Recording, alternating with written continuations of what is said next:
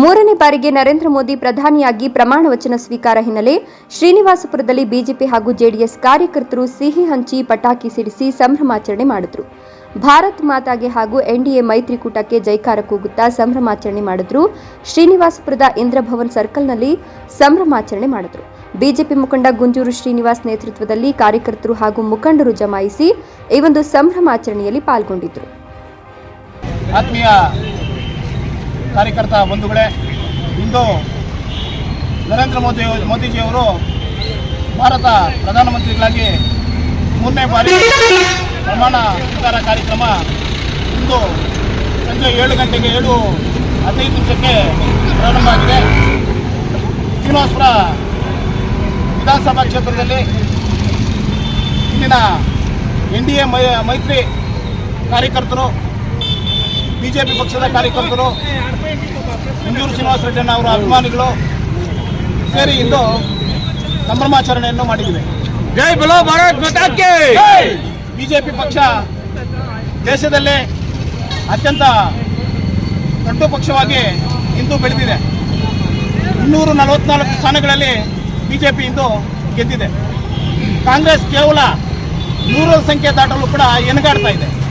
ಇಂಥ ಪರಿಸ್ಥಿತಿಯಲ್ಲಿ ನಾವು ಸರ್ಕಾರ ಮಾಡೋಕ್ಕಾಗಲ್ಲ ಅಂತೇಳಿ ಸುಳ್ಳು ಅಪಪ್ರಚಾರ ಮಾಡಿ ಮೋದಿ ಮತ್ತು ಬಿಜೆಪಿ ಮೇಲೆ ಅಪಪ್ರಚಾರ ಮಾಡ್ತಾ ಇದ್ದಾರೆ. ಯಾವುದೇ ಕಾರಣಕ್ಕೂ ಮೋದಿಜಿ ಎನ್ಡಿಎ ಸರ್ಕಾರ ಅಧಿಕಾರಕ್ಕೆ ಬರ್ತದೆ. ಮೋದಿಜಿಯವರು 5 ವರ್ಷಗಳ ಕಾಲ ಸುಭದ್ರವಾದ ಸರ್ಕಾರವನ್ನು ಕೊಡ್ತಾರೆ. ಈ ದೇಶದ ರಕ್ಷಣೆ ದೃಷ್ಟಿಯಿಂದ, ಈ ದೇಶದ ಅಭಿವೃದ್ಧಿಯ ದೃಷ್ಟಿಯಿಂದ ವಿಕಸಿತ ಭಾರತ 2047ಕ್ಕೆ ಈ ದೇಶ ವಿಕಸಿತ ಭಾರತ ದೇಶವಾಗಿ, ಅಭಿವೃದ್ಧಿ ದೇಶವಾಗಿ ಮುಂಬರಬೇಕು ಅಂತೇಳಿ ನರೇಂದ್ರ ಮೋದಿ ಅವರು ಪಣ ತೊಟ್ಟಿದ್ದಾರೆ. ಆ ಹಾದಿಯಲ್ಲಿ ಇಂದು ನರೇಂದ್ರ ಮೋದಿಯವರು ಪ್ರಮಾಣ ವಚನ ಸ್ವೀಕಾರ ಮಾಡ್ತಾ ಇರೋದು ಎಲ್ರಿಗೂ ಸಂತಸ ತಂದಿದೆ. ಈ ಶ್ರೀನಿವಾಸಪುರ ವಿಧಾನಸಭಾ ಕ್ಷೇತ್ರದ ಕಾರ್ಯಕರ್ತಗಳ ಪರವಾಗಿ ಇಂದು ಮೋದಿಜಿಯವರಿಗೆ ಧನ್ಯವಾದಗಳನ್ನು ಅರ್ಪಿಸುತ್ತೇನೆ. ಎನ್ಡಿಎ ಭಾಗವಾಗಿ ನಮ್ಮ ದಕ್ಷಿಣ ಕನ್ನಡ ಪಕ್ಕದ ರಾಜ್ಯವಾದಂಥ ಆಂಧ್ರ ಪ್ರದೇಶದಲ್ಲಿ ನಮ್ಮ ನೆಚ್ಚಿನ ನಾಯಕರು, ಅಂದರೆ ನಾವು ಹುಟ್ಟಿದಾಗಿನಿಂದ ನಾವು ಪ್ರೀತಿ ಮಾಡುವಂಥ ಹೀರೋ ನಮ್ಮ ನಾಯಕರು ಪವನ್ ಕಲ್ಯಾಣ್ ಅವರು ಅಭೂತಪೂರ್ವವಾದಂಥ ಒಂದು ಜವಾಬ್ದಾರಿಯುತವಾದಂಥ ಒಂದು ಸ್ಥಾನ ಪಡೆದುಕೊಂಡು ಅವರು MLA ಆಗಿ ಪಿಠಾಪುರಮಲ್ಲಿ ವಿಜೇತರಾಗಿದ್ದಾರೆ. ಅದೇ ರೀತಿ ಆಂಧ್ರ ಪ್ರದೇಶದಲ್ಲಿ 21ಕ್ಕೂ ಗೆದ್ದಿರುವಂಥದ್ದು ನಮಗೆ ತುಂಬ ಸಂತೋಷವನ್ನು ತಂದುಕೊಟ್ಟಿದೆ.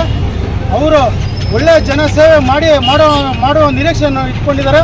ಅವ್ರಿಗೂ ಸಹ ಕರ್ನಾಟಕ ಜನತೆಯ ಪರವಾಗಿ ತುಂಬ ಧನ್ಯವಾದಗಳನ್ನು ತಿಳಿಸ್ತಾ ಇದ್ದೀನಿ. ಜೈ ಹಿಂದ್, ಜೈ ಕರ್ನಾಟಕ.